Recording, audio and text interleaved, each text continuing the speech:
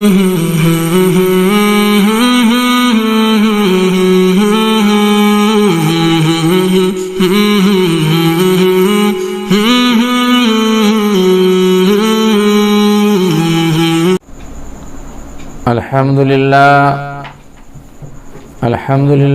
کفا وسلام علی عبادہ الذین اصطفى اما بعد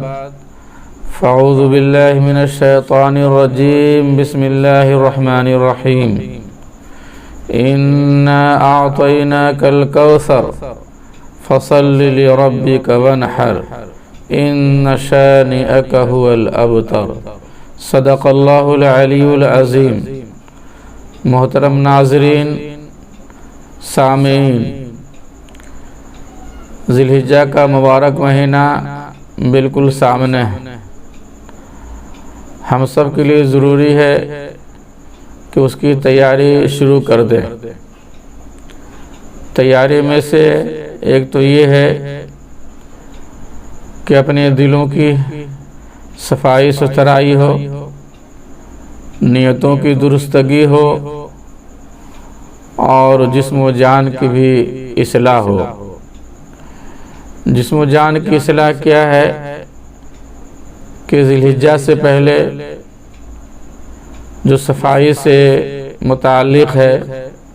ناخن تراشنا اور لبوں کے بال کاٹنا، مونچھوں کو ٹھیک ٹھاک کرنا، زیر ناف جو بال ہیں ان کو صاف ستھرا کرنا، یہ سارا کام جو ہے ذی الحجہ کی پہلی تاریخ سے کر لینا چاہیے۔ جو گندگی ہے اس کو دور کر لینا چاہیے۔ جو قربانی کرتے ہوں ان کے لیے تو ہے ہی ہے مستحب کہ وہ یہ عمل کریں، جو نہیں کرتے ہوں ان کے لیے بھی ہے کہ وہ بھی صفائی ستھرائی کر لیں۔ اگر کسی وجہ سے صفائی نہیں ہو سکی، ناخن نہیں کاٹا گیا، لبوں کے بال نہیں کاٹے گئے، بغل کے بال صاف نہیں کیے گئے، زیر ناف کو صاف نہیں کیا گیا، پھر بیچ میں کاٹنا صحیح نہیں ہے، درست نہیں ہے۔ اس لیے ان چیزوں پہ خاص توجہ ہے۔ البتہ جو قربانی کرتے ہوں، اب وہ قربانی کرنے کے بعد جو ہے وہ صفائی کرے۔ جو قربانی نہیں کرتے ہیں وہ نماز پڑھ کے بھی اپنی صفائی کر سکتے ہیں، ناخن تراش سکتے ہیں، بالوں کو تراش یا اکھاڑ سکتے ہیں نماز پڑھ کے بھی۔ یہ سارے اعمال جو ہے وہ جو حضرات عاقل ہیں، بالغ ہیں، مسلمان ہیں، ان کے لیے۔ اگر چھوٹے چھوٹے بچے ہیں وہ بھی ان مستحبات پہ عمل کرے، ان سنن پہ عمل کرے تو انشاءاللہ وہ بھی برکتوں سے بہرہ مند ہوں گے۔ لیکن ان عمل خیر کو ضرور کرنا چاہیے تاکہ حاجیوں کے صف میں ہم بھی آ جائیں اور حاجیوں کے لیے جو برکتیں ہیں، رحمتیں ہیں، ہم بھی کچھ حصے دار بن جائیں۔ دوسرا عمل ہے 9 ذی الحجہ سے تکبیر تشریق۔ بعض حضرات کے ہاں پہلی ذی الحجہ سے ہے، جن کا جو مسلک ہے، اگر پہلی ذی الحجہ سے بعض کے ہاں ہے اور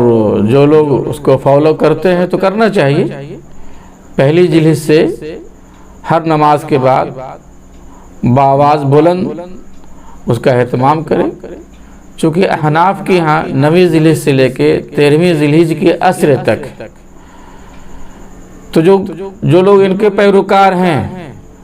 وہ اس پر عمل کریں اور تکبیر تشریق کا پورا اہتمام کریں۔ اور یہ اس کا اہتمام واجب ہے، پڑھنا واجب ہے، بآواز بلند پڑھے۔ جماعت کے ساتھ نماز پڑھ ہو تب بھی پڑھے، منفرد ہو، مسبوق ہو، جس حالت میں ہوں سلام پھیرنے کے بعد ایک بار پڑھنا واجب ہے، ایک بار سے زیادہ نہیں پڑھے، پھر خلاف سنت ہو جائے گا، پھر وہ جائز نہیں ہے،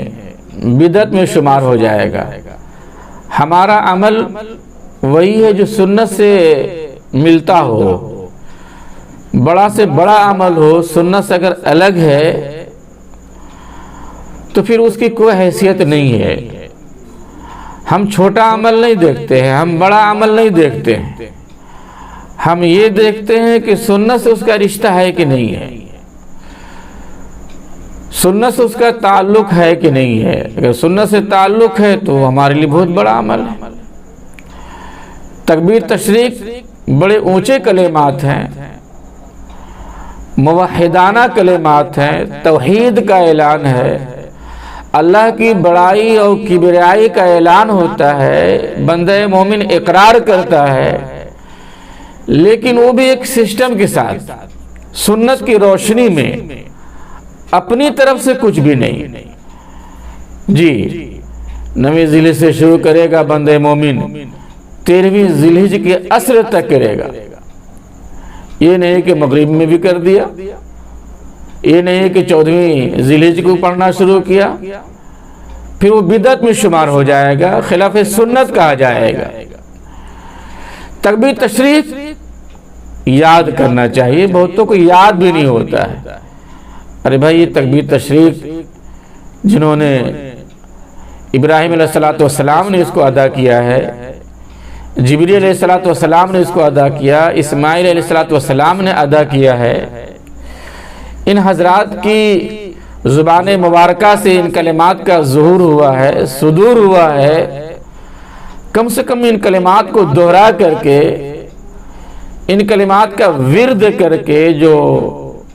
ماشاءاللہ 5 ایام میں پڑھے جاتے ہیں، کم سے کم ہماری ان حضرات کے ساتھ شمولیت تو ہو جائے گی، ہمارے حصے میں کچھ برکتیں بھی آ جائیں گی، اور مومن توحید کا اقرار کرے گا، اللہ کی بڑائی اور اس کی کبریائی اور اس کی حمد و ثنا اپنی زبان سے ادا کرے گا، تو اس کے اثرات مرتب ہوں گے، ان کی زندگیوں میں اس کا اثر پڑے گا، اور جو آخرت میں بدلہ ملے گا وہ تو ملے گا ہی۔ تو ان عمل کو معمولی نہیں سمجھنا چاہیے، بلکہ بسط شوق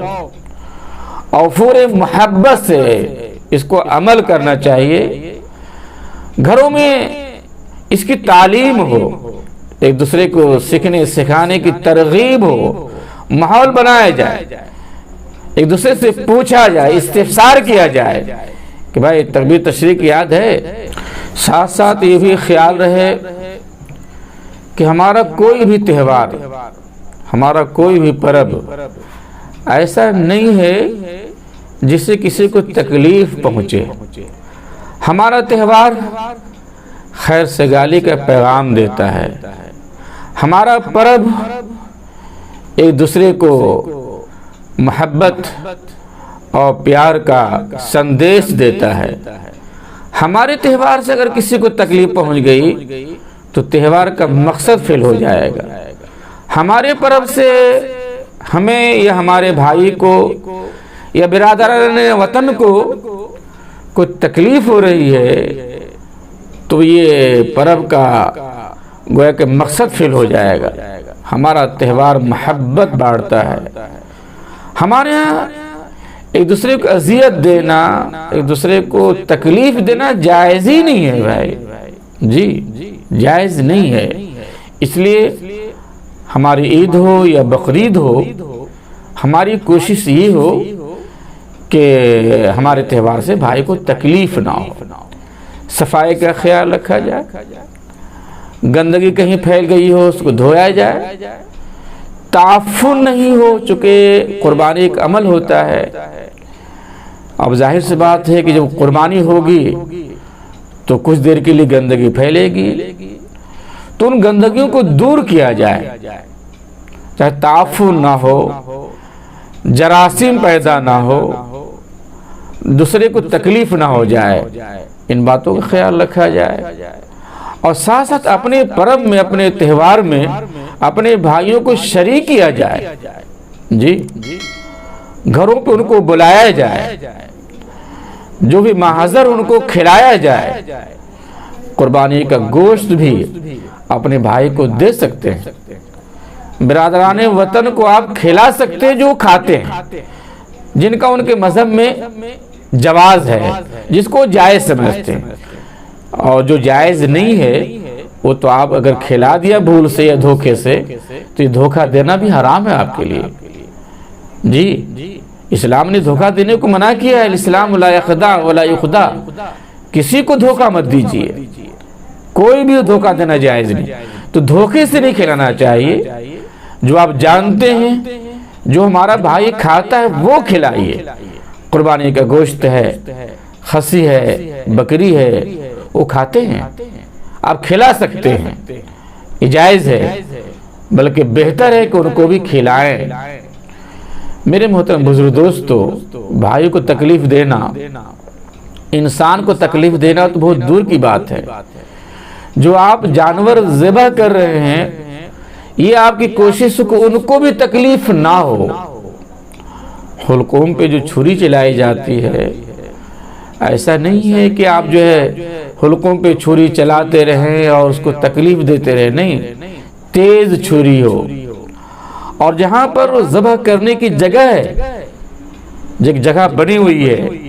اب غیر جگہ ذبح کریں گے، جگہ سے ہٹ کر ذبح کریں گے تو جانور کو تکلیف ہو جائے گی۔ جو اس کے ماہر ہوتے ہیں، چیک اس کے ماہر ہوتے ہیں،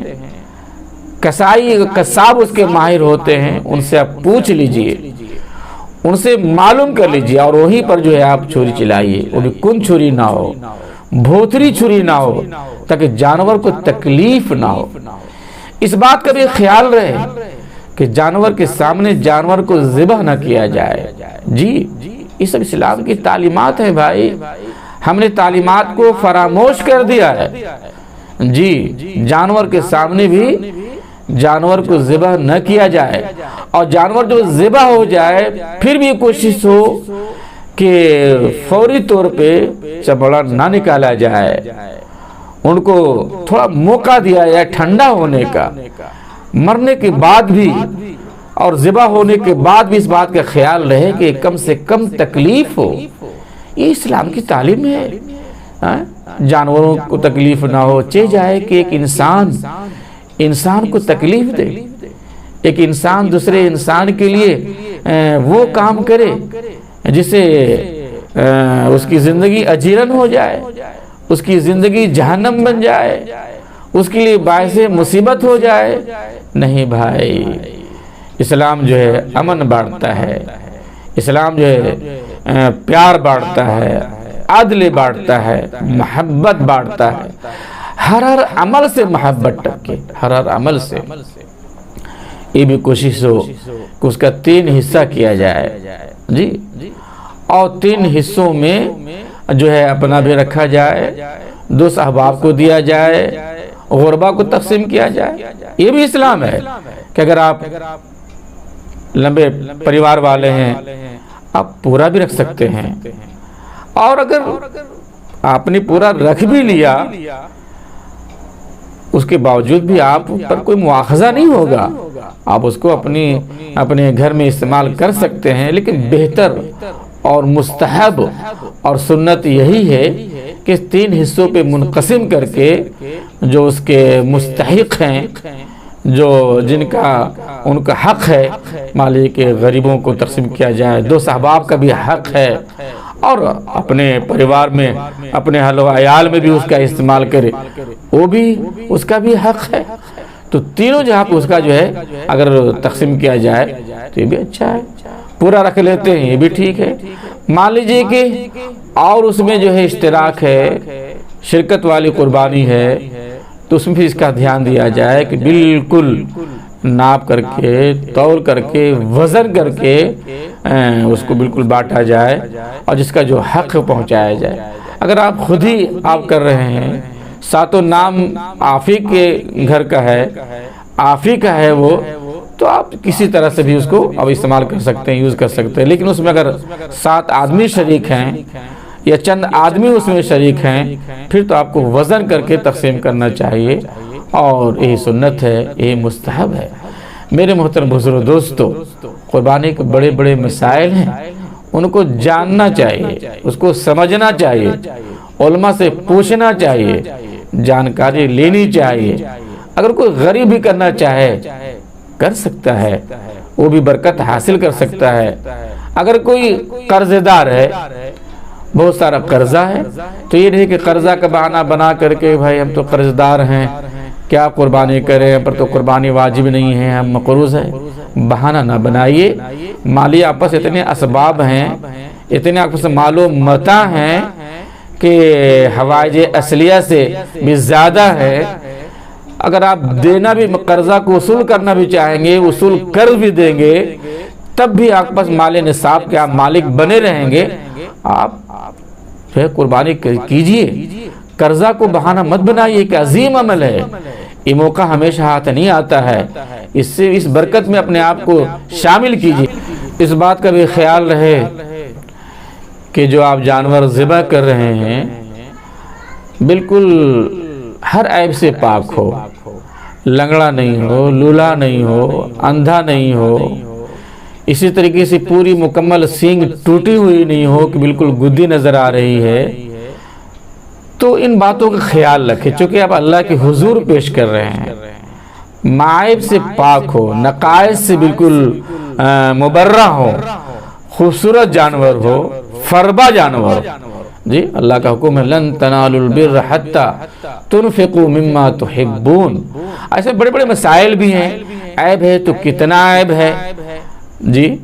اس کے اندر کوئی نقص ہے تو کس مقدار میں نقص ہے، یہ تو تھوڑا تفصیل طلب مسائل ہیں، علماء سے رجوع کرنا پڑے گا، ائمہ سے قریب ہو کے ان مسائل کو کیجئے۔ بھائی اس بات کا دھیان دینا پڑے گا، ایسا نہیں کہ بھائی آپ لے آئے اور جیسا تیسا کر دیا، نہیں، جو شرط ہے اس شرائط کے ساتھ آپ جانور لیجئے۔ اس بات کا خیال ہو کہ فربا سے فربا لیجئے، اچھا سے اچھا لیجئے، پہلے اس کو مانوس کیجئے، اس بات کا دھیان دیجئے۔ بہت سارے لوگ جو لاتے ہیں قربانی سے پہلے اس کو نہاتے ہیں، دھوتے ہیں، یوں کرتے ہیں، اس کی کوئی ضرورت نہیں ہے۔ ہاں اگر آپ یہ بات کو محسوس کرتے ہیں کہ نہانے سے جانور کو آرام ملے گا، اس کو سکون ملے گا، آپ نہا سکتے ہیں، لیکن وہ قربانی کے لیے کوئی ضروری نہیں ہے۔ اس کو پھول کا ہار پہنانا، اس کو پھول کے ہار سے کیا مطلب ہے؟ جی اس کو اسے کیا مطلب ہے کہ پھول کا ہار پہنایا جائے؟ یہ سب لغویات ہے، اس سے اپنے آپ کو بچایا جائے، بلکہ کچھ کھلا لیں، کچھ پانی پلا دیں۔ اگر آپ ضرورت محسوس کر رہے ہیں تو پیاس لگی ہوئی تو پانی پلا دیں، بھوک لگی ہوئی تو اس کو کھانا کھلا دیں،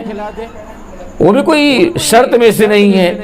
کہ کھلانی چاہیے، پانی پلانی چاہیے، وہ تو ایک انسانی گویا کہ ضرورت ہے، ایک کہہ لیجئے کہ انسانی ہمدردی ہے کہ بھائی جانوروں کو بھی خیال ہونا چاہیے کہ بھوکا نہ ہو، پیاسا نہ ہو، وہ ایک انسانی ہمدردی ہے، اور انسانی ہمدردی کے ناطے آپ اس کا خیال رکھیں، اس بات کا پورا خیال رکھیں۔ اور ساتھ ساتھ یہ ہے کہ جس کے نام پہ قربانی ہو، کوشش یہ کرے کہ جن کے نام پہ قربانی ہو خود ذبح کرے، یہ خود ذبح کرے۔ عورتوں کے نام پہ ہے، عورتیں اگر نہیں ذبح کر سکتی ہیں تو ان کا دل کمزور ہوتا ہے، تو کم سے کم وہ پردے سے دیکھے اس عمل کو کہ کیسے ذبح ہو رہا ہے۔ اگر محرم ذبح کر رہا ہے تو قریب آ سکتی ہیں، کوئی غیر محرم ذبح کر رہا ہے تو پردے سے دیکھ سکتی ہیں۔ ان عمل کو دیکھے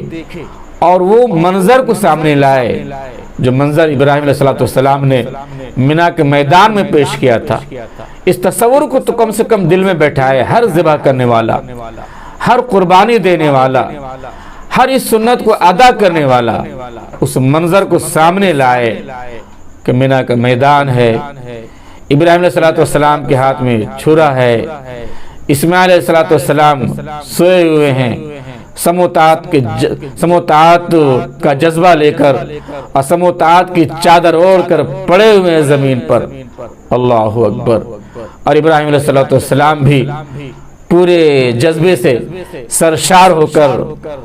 اللہ کی اطاعت گویا کہ اور اللہ کی فرما برداری میں پوری تیاری کے ساتھ اللہ چھری لے کر اور وہ چھری حلقوم پہ رکھ دیتے ہیں، کیا منظر رہا ہوگا، کیا ماحول بنا ہوگا جناب، کیسی قربانی ہے اور کیسا جنون ہے۔ تو یہ بھی جنون سامنے لایا جائے، یہ جنون تو پیدا کیا جائے، پھر قربانی کرنے کا مزہ بھی ہے، صرف گوشت کھانے کا ہی نہیں، وہ گوشت تو اللہ کھلا ہی رہا ہے۔ اللہ کی ضیافت میں تو آپ گوشت کھائیں گے ہی، بلکہ بہتر ہے کہ قربانی کے دن جو ہے کچھ نہ کھایا جائے، قربانی ہی سے کچھ لیا جائے، کلیجی کھا لیا جائے یا کچھ گوشت کا حصہ کھا لیا جائے، یہ مسنون ہے، مستحب ہے، اللہ کی ضیافت ہے جی، اللہ تو کھلا ہی رہا ہے، وہی ذبح بھی کرے ہیں، وہی لے ثواب الٹا جی، آپ ذبح بھی کرتے ہیں، آپ کو ثواب بھی مل رہا ہے، آپ کو گوشت بھی مل رہا ہے۔ آپ چمڑے کا استعمال کرنا چاہتے ہیں، آپ اگر کچے چمڑے کو آپ دباغت دے کر کے اس کا کچھ بنانا چاہتے ہیں، مشکیزہ وغیرہ، یا کسی اور مصرف میں لانا چاہتے ہیں، لا سکتے ہیں، پورا آپ استعمال کر سکتے ہیں اپنی ذات میں، تو اللہ تو کھلا ہی رہا ہے، تو کیوں اپنی نیت کو ہم خراب کریں بھائی کہ صرف کھانے کے لیے ہم یہ عمل کریں، بلکہ نہیں، اللہ کی رضا کے لیے، اللہ کی خوشنودی کے لیے عمل کریں، انشاءاللہ یہ ہمارا عمل مقبول ہوگا، مبرور ہوگا، کل قیامت میں اجر عظیم اور اجر جزیل کے ہم مستحق ہوں گے انشاءاللہ۔ اللہ تعالیٰ ہم تمام کو اس عمل حسنہ اور عمل صالحہ کی توفیق دے، اور پورے وفور اور پورے شوق اور پورے جنون کے ساتھ قربانی جیسے عمل کو اور اس یادگار جو تاریخ ہے ابراہیم صلی اللہ علیہ وسلم کی یادگار، اس کو دہرانے کی توفیق دے۔ وآخر دعوانا ان الحمد للہ رب العالمین۔